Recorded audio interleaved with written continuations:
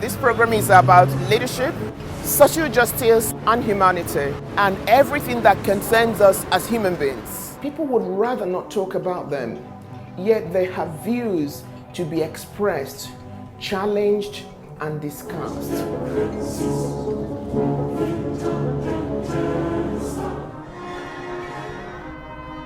Hello, the purpose of this program is to challenge, educate, create awareness, and provoke debates on leadership, religion, traditions, cultures, morality, and other social issues that contend to control the way we live, but yet no one wants to speak about them. Welcome to X-Ray with Jenny. Today I'm going to discuss democracy as a model for leadership in Africa. And my big question is democracy the right leadership model for Africa? Do we as Africans need a different model that we accommodate our cultures, our traditions, our religions, and all the practices that tend to control the way we do things and the way we see things? A lot of times, people have actually been judging us. The West have been judging us on the standards of their current system of democracy, which is supposed to be acceptable all over the world. But I personally do not think that we are at the same level as them and that we can't be judged on the same parameters as these people and then still call ourselves democracy, because we are not developed enough as a full democracy. Keep on watching X-Ray, we'll be right back.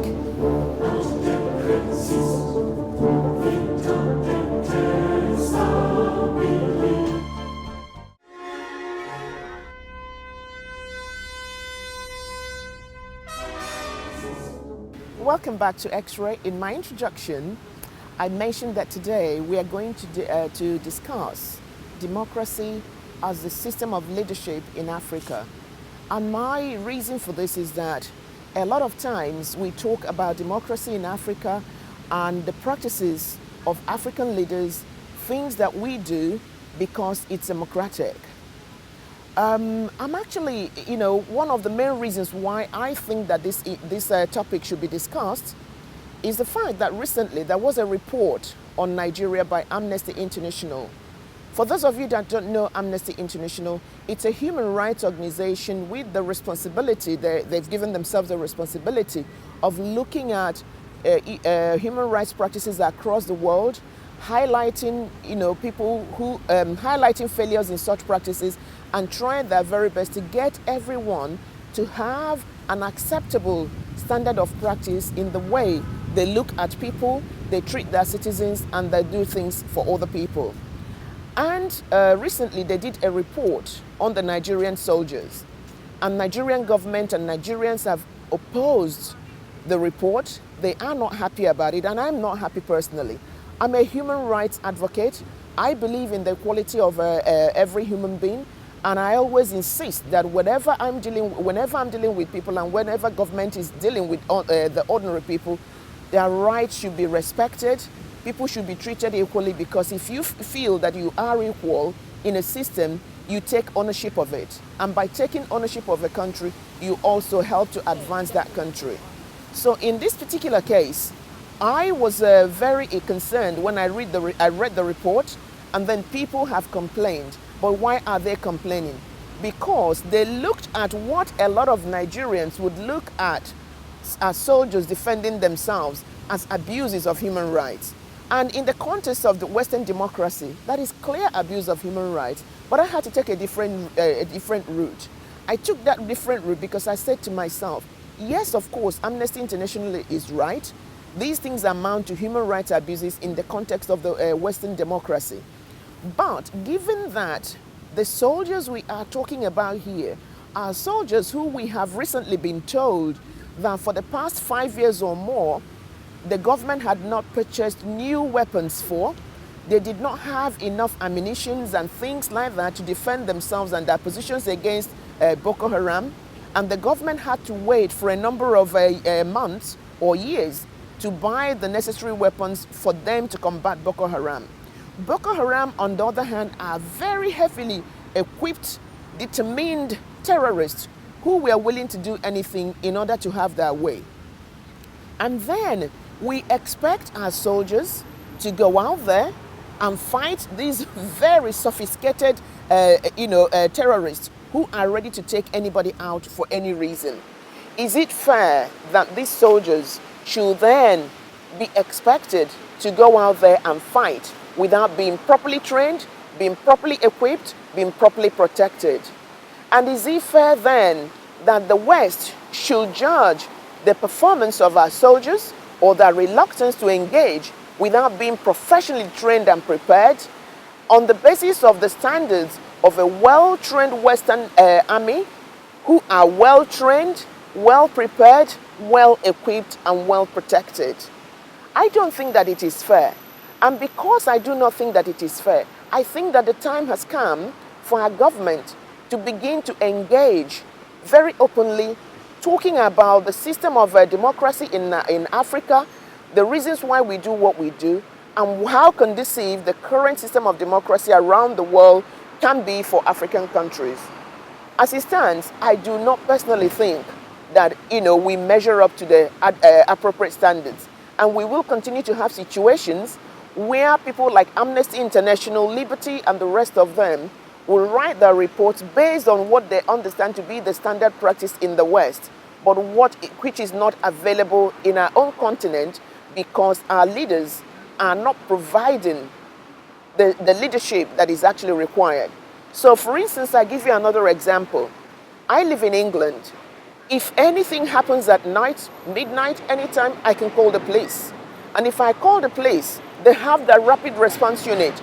I know that in a few minutes, my house will be surrounded by policemen. And whoever is the problem, the intruder, will be arrested. Even if they're not arrested immediately, they will carry out their investigations. They have the means, they have the resources, they have the manpower, and they will find out who that is. They're not just doing it to protect me alone, but to make sure that that sort of thing doesn't happen again in future.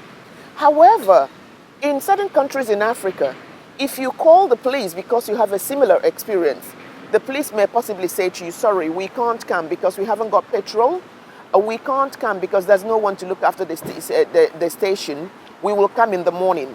So a lot of times, someone may have been killed, someone may have been harmed, someone may have been maimed, someone's properties may have been taken by the police at the time the police are ready to come.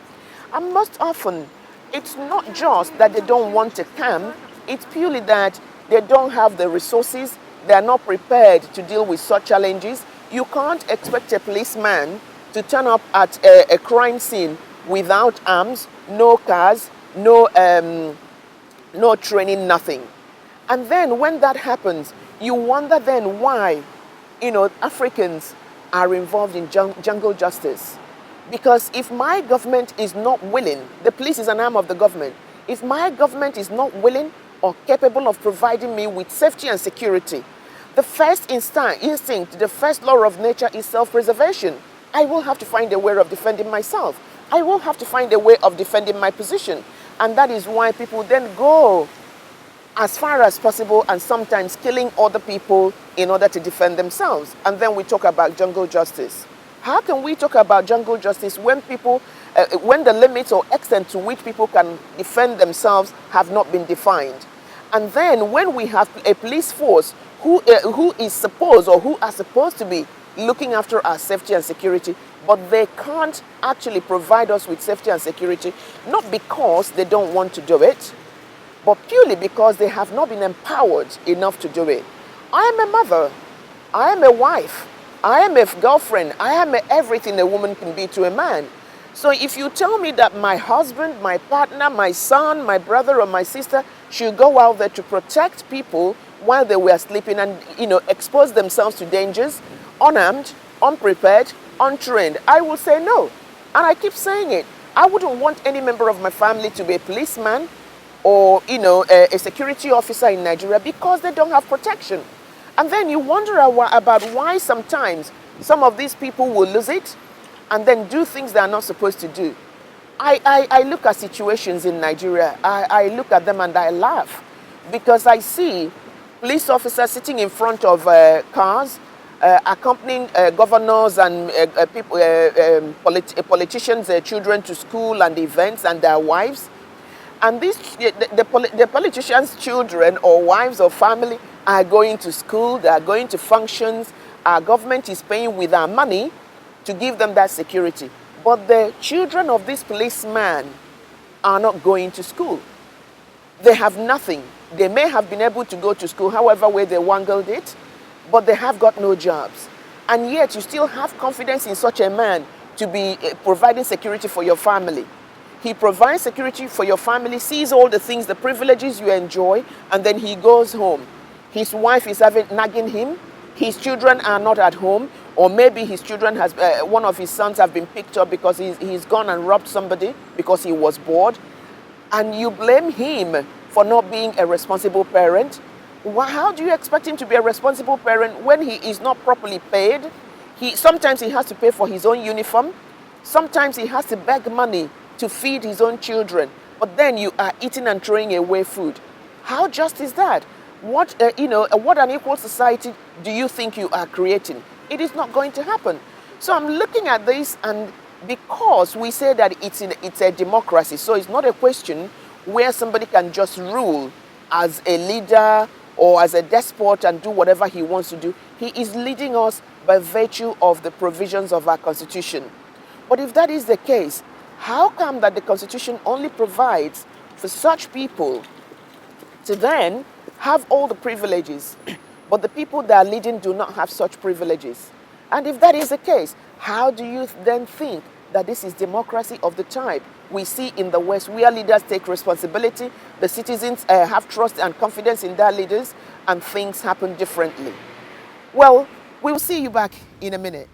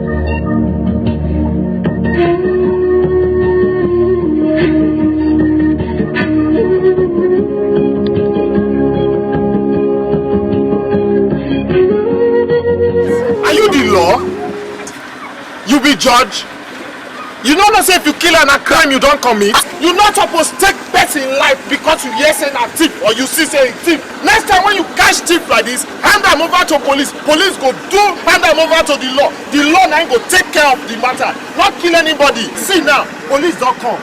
They go arrest them and they go arrest you for attempted murder. Don't kill him now, but you nearly kill him.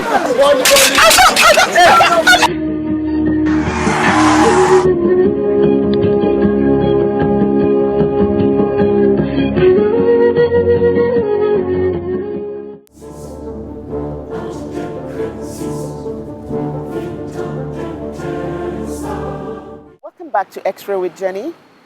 Thank you so much for watching. Earlier on I discussed democracy as a leadership model for Africa and many African countries, and I talked about my concerns about whether this is actually a real leadership model for us, whether we are advanced enough to be compared to what happens in established democracies. Are we a young democracy continuing to grow, or are we where we are supposed to be because of our culture and tradition? I sincerely believe that the time has come for Africans to look at democracy as a leadership model and be able to design one that is actually conducive for our environment. We are a people who believe in consulting our elders, religious leaders and others when decisions are being made. I give you a typical example. We are a democracy in Nigeria. We have a constitution. When our leaders are making decisions, they are expected to consult with elders. These elders are just elders by virtue of their ages. It's not because they've been elected or selected to lead and make decisions for the people. But a lot of times when they are not consulted or not used in decision making, they're frustrated, and people are not likely to listen to people in leadership unless the elders, who are seen as the village heads, make decisions. This also applies to our faith leaders. A lot of times when major decisions are made, they are consulted. We have to sell it to them. If they don't buy it, then it doesn't happen. So clearly, we have a lot of allegiance to traditions, cultures, and some customs. And if that is the case, I think that the time has come for us as Africans to stop looking at Western democratic models and thinking that we are living in a democracy. Nigeria and Africa, other continents in Africa, other countries in Africa cannot survive pretending that we have the sort of democracy that is practiced in the West.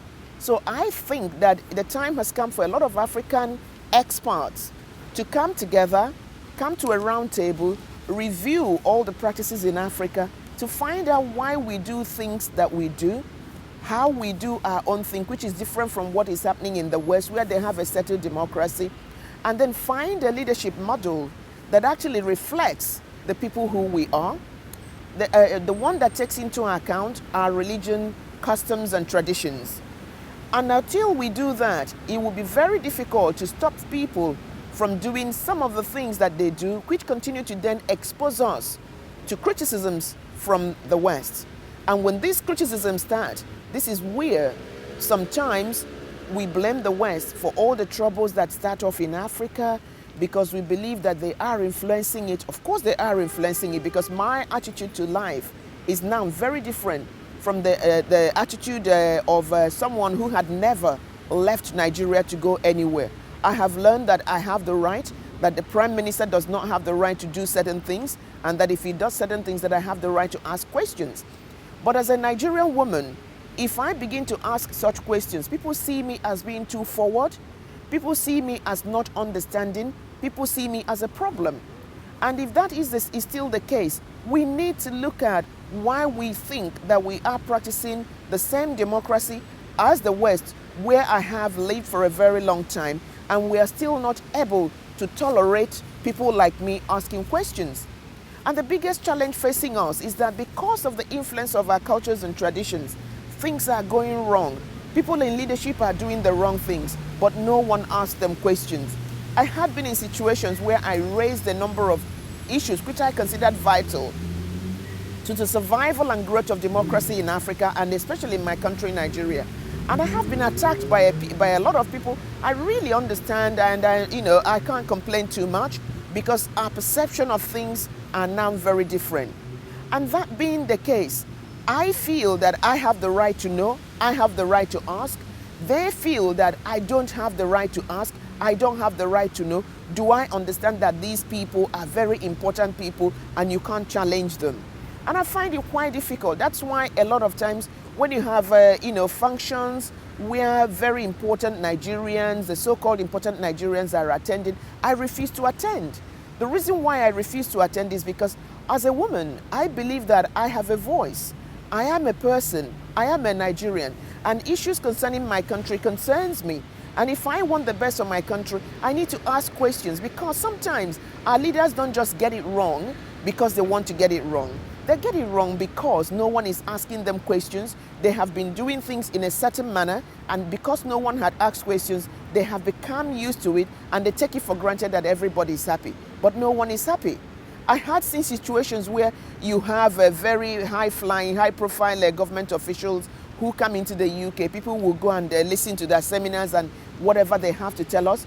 Before you arrive at the place, or before they attend the place, you have people with a lot of complaints, questions they want to ask, things they want to say.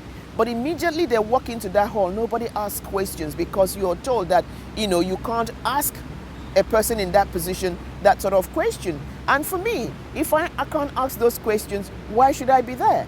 But this is actually not democracy. In a proper democracy, everybody has the right to ask questions. In my own way, I think that So long as you ask those questions very politely and you're not being aggressive or being threatening or verbally violent, there is nothing wrong with that.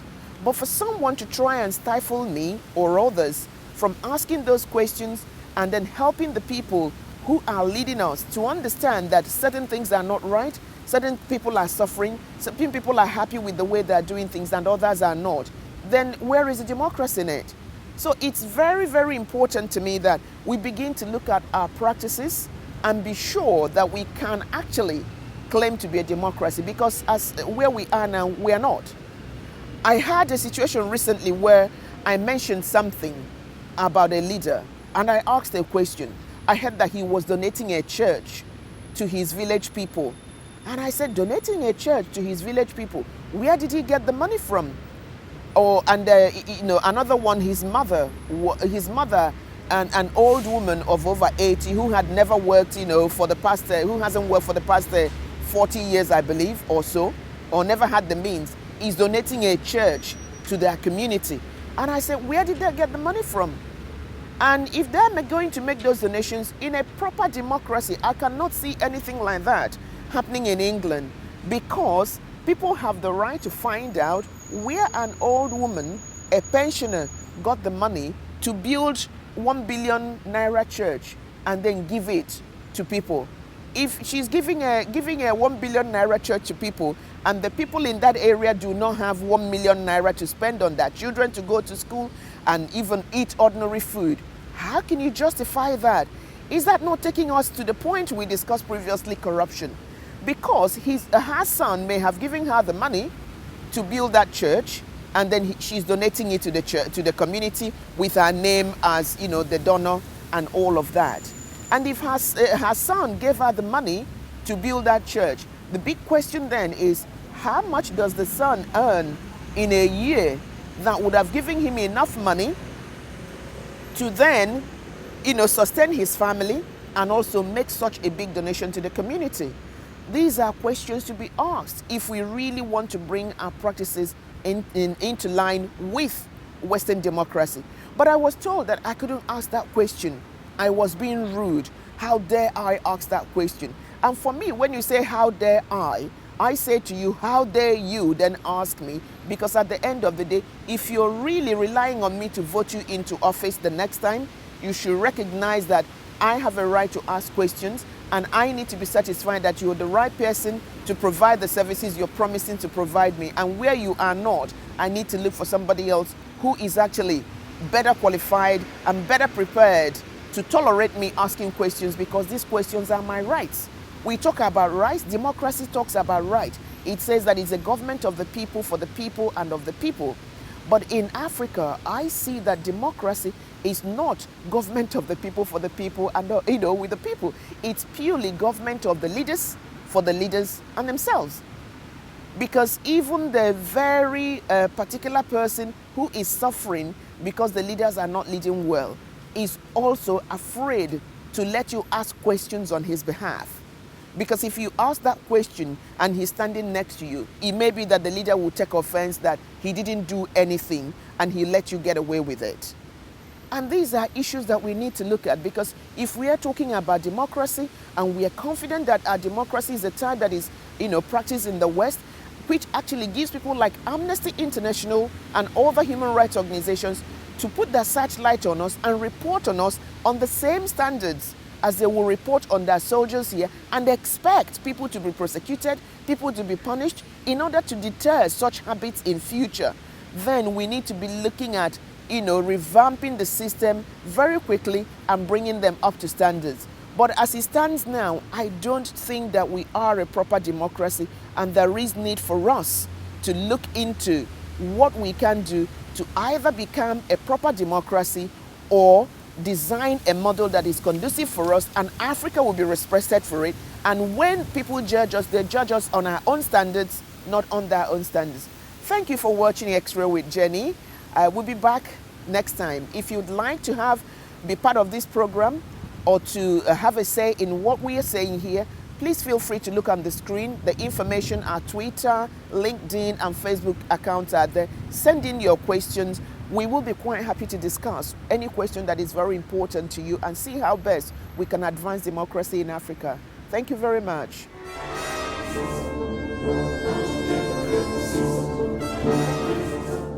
This program is about leadership, social justice, and humanity, and everything that concerns us as human beings. People would rather not talk about them, yet they have views to be expressed, challenged, and discussed.